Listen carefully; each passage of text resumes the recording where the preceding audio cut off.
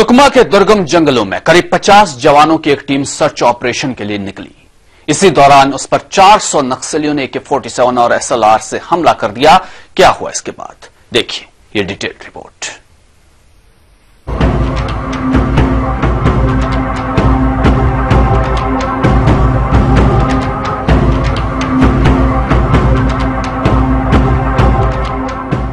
अप्रैल 2015 सुकमा के दोरनापाल और पिडमेल के पास का इलाका।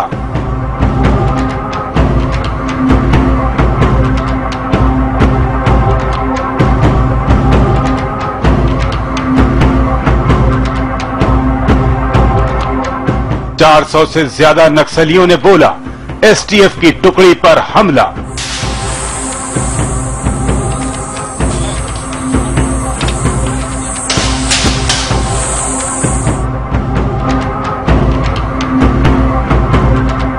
घंटों चली मुठभेड़।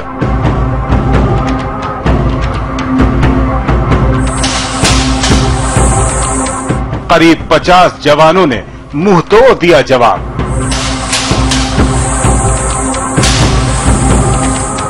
नक्सलियों ने पहाड़ी से किया हमला।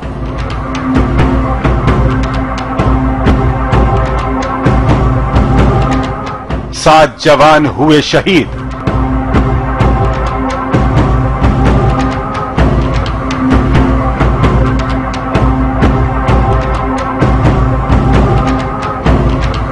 दस जवान घायल।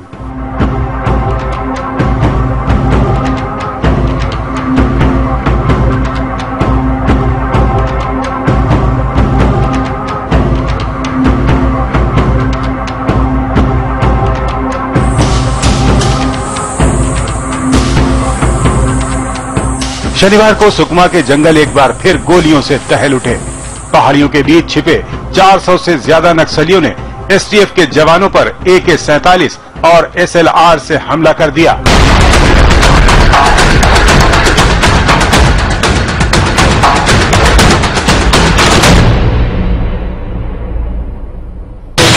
इस हमले में 7 जवान शहीद हो गए जबकि 10 घायल हुए।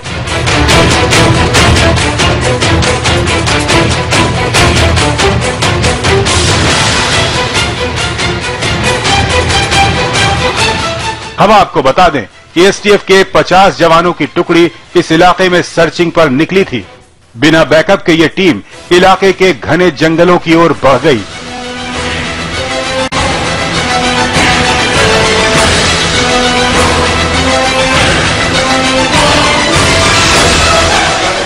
एक जगह पर इन्हें 5 नक्सली दिखाई दिए, जिसके बाद उन्हें घेरने की तैयारी शुरू की गई। जब तक इन नक्सलियों को घेरा जाता, उनके साथियों ने गोलियां बरसानी शुरू कर दी। कुछ ही देर में STF की इस टुकड़ी को 400 से ज्यादा नक्सलियों ने घेर लिया। ज्यादातर नक्सली एक पहाड़ी के ऊपर से हमला कर रहे थे। सारे हालात नक्सलियों के पक्ष में थे, मगर जवानों ने हिम्मत नहीं हारी। गोली का जवाब गोली से दिया गया। इसी दौरान 7 जवान शहीद हो गए।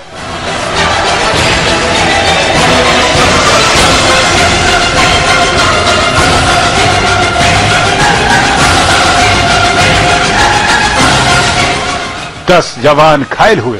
दोनों ओर से घिरे होने के बावजूद ये जवान किसी तरह मौके से निकल आए।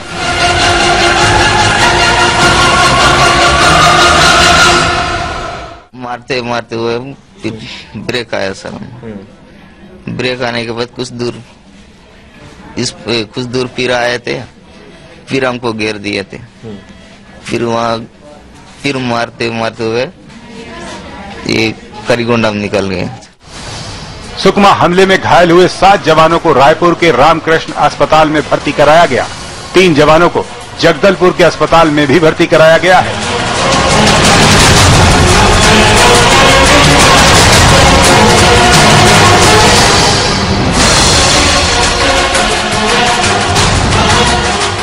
रामकृष्ण अस्पताल के डॉक्टर ने बताया कि जवानों को कितनी गंभीर चोटें आई हैं।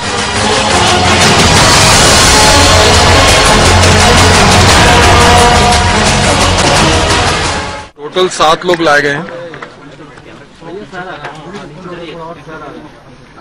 उसमें सबसे पहले मनोज जी हैं जो 27 वर्ष है, उनके पीठ में गोली लगी हुई है और वहां से रक्तस्राव हो रहा है। देवा माडवी, उनके दोनों पैरों में फ्रैक्चर है गोली लगने के कारण। किसी देवा, उनके अंडकोश में गोली लगी है और एक अंडकोश बाहर निकल गया है। सरियम लच्छा 21 साल के हैं, इनके बाएं घुटने में बुलेट इंजरी हुई है। बुधी काना करके एक और है, उनको भी पीठ में गोली लगी है। और संजय लाकरा, उनको भी पीठ में गोली लगी हुई है।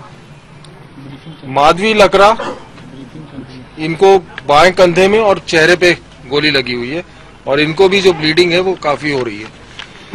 इस प्रकार से अगर देखते हैं तो 3 से 4 मरीज जो हैं वो काफी गंभीर अवस्था में हैं और जिनको ऑपरेशन दरकार होगा। बाकी अभी जो जांच कर रहे हैं। अस्पताल में घायल जवानों का हाल जानने के लिए मुख्यमंत्री रमन सिंह भी पहुंचे। उन्होंने कहा कि जवानों के इलाज में कोई कमी नहीं की जाएगी। साथ ही सीएम ने घायल जवानों की पदोन्नति करने की भी बात कही। मुख्यमंत्री ने बताया कि कैसे नक्सलियों ने जवानों पर हमला किया। उन्होंने कहा, नक्सल प्रभावित इस इलाके में और मजबूती से काम करना होगा। निश्चित रूप से बहुत टफ इलाका है, बहुत ही उनका इलाका है जिस इलाके में जाना दुस्साहस का काम होता है और ये काम एसटीएफ के जवान करते रहे हैं, हमेशा चुनौती देते रहे हैं। दुर्भाग्यजनक घटना है कि उनकी बहादुरी से लड़ते हुए भी शहादत हुई और जो जवान लौट के आए उनसे जो वर्णन किया तो मुझे लगता है कि ये इनकी ट्रेनिंग है कि शस्त्र भी अपने साथ ले आए, जवान लोगों को भी ले आए और लंबे चलने के बाद वो सुरक्षित पहुंचे हैं।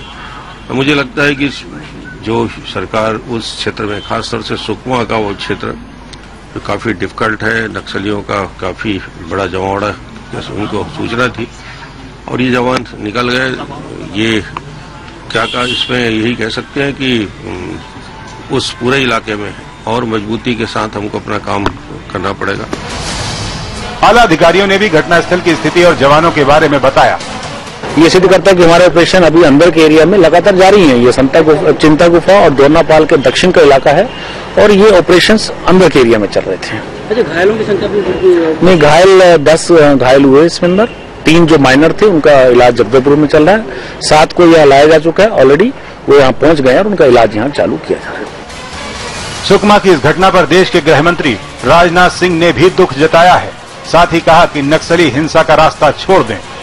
बहुत ही दुखद है और जानकारी प्राप्त हुई है कि एसटीएफ के 7 जवान शहीद हुए हैं और 10 घायल हुए हैं और पहाड़ी के ऊपर से कुछ वहां पर नक्सलवादी थे, ये सर्च में निकले थे और ऊपर से फायरिंग किया जिसमें कि इतने लोग शहीद हुए।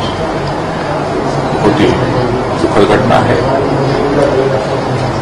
लेकिन मैं मानता हूं कि एक चुनौती भी है और मैं बार बार यही अपील करता हूं कि हिंसा का रास्ता लोग छोड़ें। हिंसा का रास्ता नहीं छोड़ेंगे, जो शासन को करना चाहिए वो करेंगे। पूर्व गृह राज्य मंत्री और कांग्रेस के नेता आरपीएन सिंह का कहना है कि नक्सलियों से निपटने के लिए और ज्यादा कदम उठाने की जरूरत है। सबसे पहले मैं जो जवान शहीद हुए हैं उनके परिवारों को संवेदना व्यक्त करता हूं। बड़े अफसोस की बात है, उससे भी ज्यादा अफसोस की बात है कि उनके शव अभी तक जंगल में पड़े हुए हैं। मैं सरकार से अपील करता हूं कि कम से कम शव को तत्काल जंगलों से लाकर उनको अंतिम संस्कार ठीक तरह किया जाए। मॉइस्ट जो दिक्कतें इस देश में हैं वो बहुत तेजी से बढ़ रही हैं। मैं केंद्र की सरकार से निम्न निवेदन करूंगा कि जो फंड्स अलॉट हुए थे मॉइस्ट के खिलाफ लड़ने के लिए, माओइज्म के खिलाफ लड़ने के लिए, उस फंडों में कोई तब्दीली न करके और बढ़ाकर, क्योंकि एक ऐसा है कि अंदर ही अंदर देश को खाते जा रहा है और माओइज्म के लड़ने के लिए जितने भी फंड्स गृह मंत्रालय दे सकता है उसको बिल्कुल बढ़ाना चाहिए। राज्य के गृह मंत्री रामसेवक पैकरा भी घायलों से मिलने रामकृष्ण केयर अस्पताल पहुंचे। जवानों से मिलने के बाद उन्होंने पत्रकारों से बात की। इस बीच माना कि उनका संपर्क सिस्टम ठीक नहीं था। साथ ही उन्होंने मीडिया के जीरो ग्राउंड तक पहले पहुंच जाने के सवाल पर अजीबोगरीब बयान दिया और कहा कि पता नहीं मीडिया मौके पर कैसे पहुंच जाता है।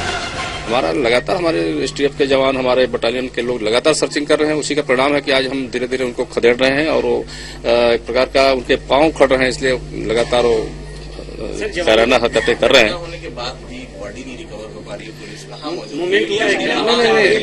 देखिए पुलिस वहाँ पर है ही नहीं, माना जाए सरकार पता नहीं अब आप लोग क्यों, मुझे मालूम नहीं कि आप लोग क्यों पहुंच जाते हैं इतना जल्दी, मुझे मालूम नहीं है इस विषय पर। लेकिन ये बात सत्य है कि हमारे दूरसंचार का अभाव है और हमारी सरकार लगातार उन क्षेत्रों में पहुंच रही है। मीडिया आप हमारे भी आप सहयोगी हैं, इससे प्रदेश के लिए, इस देश के लिए आप भी एक राष्ट्र के लिए सहयोगी है। आपका भी सहयोग की अपेक्षा है कि उन क्षेत्रों में शांति बहाल हो, आपका सहयोग मिलता है।